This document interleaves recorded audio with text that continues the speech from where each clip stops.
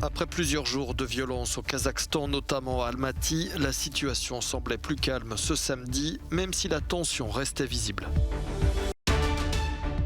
Au Pakistan, plus d'une vingtaine de personnes sont mortes coincées dans leur véhicule en raison d'une tempête de neige ce samedi.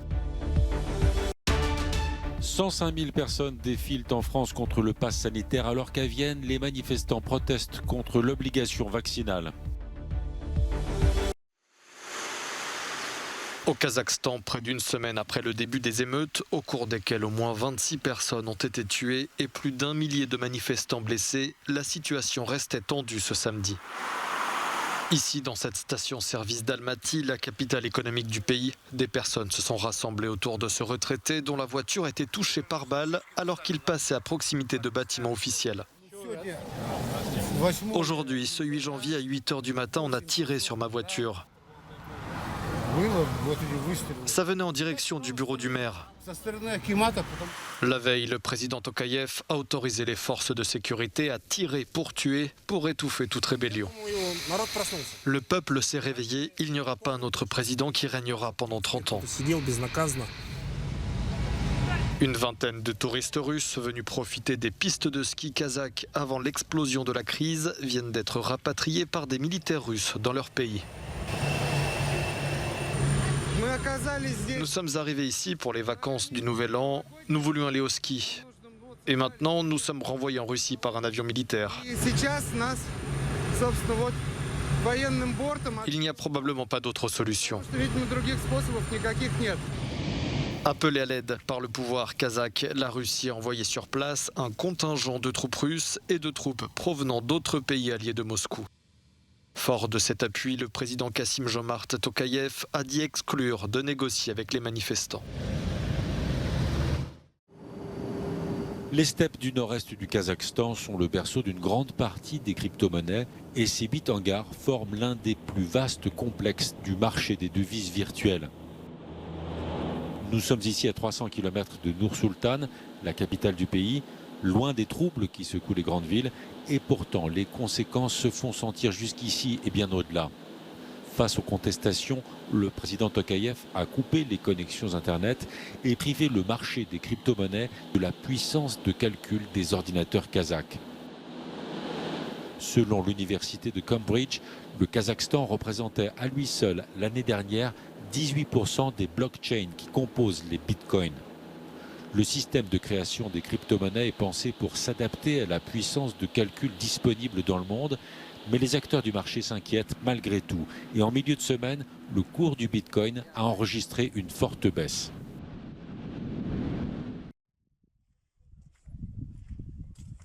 De nombreux automobilistes qui se rendaient dans une ville de montagne au Pakistan ont été pris au piège par une tempête de neige ce samedi. Plus d'une vingtaine de personnes coincées dans des embouteillages gigantesques sont mortes dans leur véhicule, certaines de froid, d'autres peut-être après avoir été intoxiquées au monoxyde de carbone.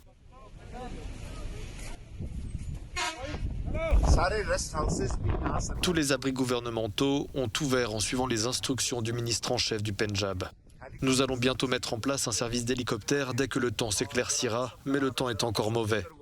Si des personnes sont bloquées dans les forêts, nous les secourrons.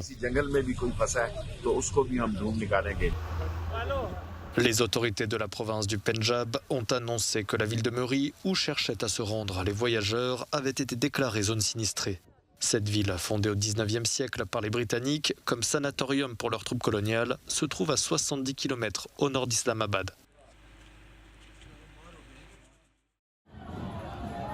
« 105 000 personnes ont manifesté en France contre le pass sanitaire. Une mobilisation en net rebond quelques jours après les déclarations offensives du président Emmanuel Macron au sujet des non-vaccinés. À Paris, plusieurs milliers de personnes avaient répondu à l'appel des patriotes de Florian Philippot. Les Français se réveillent et se lèvent, qui ne se laissent pas insulter par l'espèce de dingue qui est à la tête de l'État, qui s'est permis d'avoir des propos orduriers, de division, d'apartheid contre son propre peuple, ce qui est une première dans l'histoire de la République française. Moi je suis là pour soutenir mes amis qui ne sont pas vaccinés et je serai là avec eux jusqu'au bout, vaccinés ou pas vaccinés, on est tous pareils. Comme tous les samedis en Autriche, les anti-vaccins ont manifesté à Vienne pour protester contre la mise en place de l'obligation vaccinale à partir du mois de février. La manifestation avait lieu alors que le gouvernement autrichien a également décidé de rendre obligatoire à partir de lundi le port du masque FFP2 en extérieur.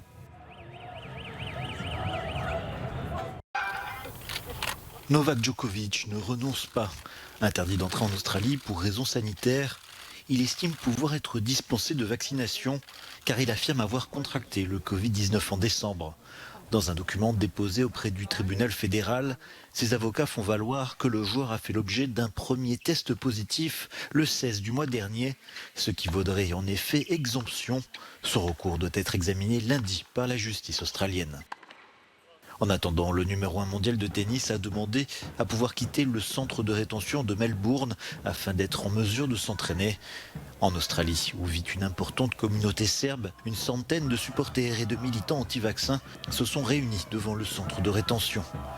L'imbroglio australien pose déjà des questions quant à la suite de sa saison, notamment aux États-Unis, à commencer par Indian Wells et Miami au printemps.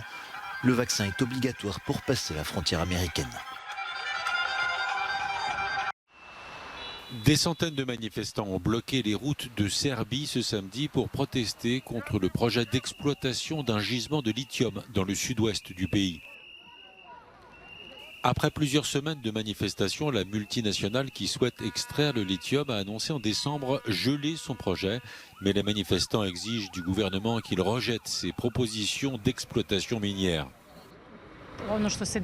En Serbie, en ce qui concerne l'environnement, la situation est devenue incontrôlable. Il n'y a pas un seul endroit que des investisseurs ne soient pas en train de dévaster. Le projet Jadar a été la goutte d'eau qui a fait déborder le vase. On n'en peut plus.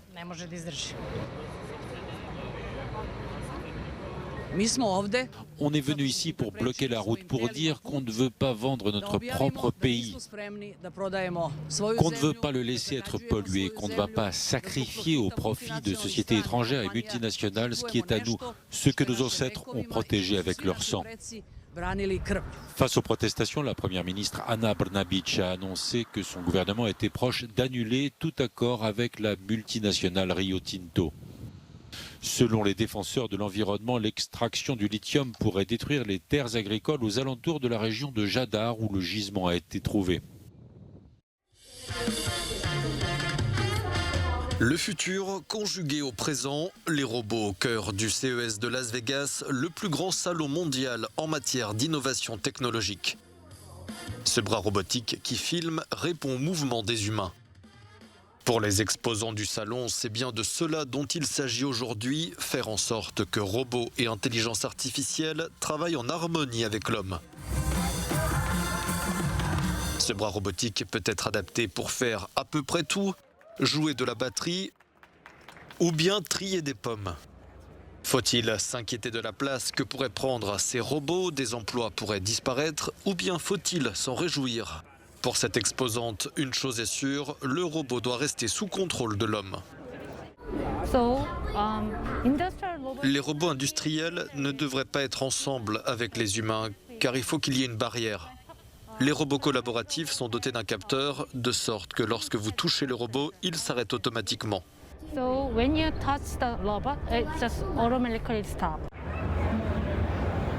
Pour les mordus de technologie, le principal défi sera de convaincre les humains qu'il n'y a rien à craindre des robots. En tant qu'humains, nous avons été programmés pour voir des films de science-fiction et pour penser que tout ce qui a des jambes doit être une menace pour nous. Mais il est intéressant de constater qu'on ne voit pas la même perspective avec les robots sur roues. Il y a quelque chose dans les jambes qui fait que notre cerveau humain pense que cela va être une menace pour nous. Et ce n'est pas le cas. La première réaction de certaines personnes est de penser « Oh, c'est un peu effrayant ». Mais la réalité est qu'il s'agit d'une voiture télécommandée avec des opérateurs amicaux derrière elle. Nous pouvons programmer une barrière dans le programme pour que le robot puisse être arrêté. Vous pouvez limiter son espace, c'est pour ça que ce robot peut être meilleur avec les humains. À chacun et chacune de se faire son idée. Pour cette année, le CES s'est terminé. Le salon a refermé ses portes ce vendredi.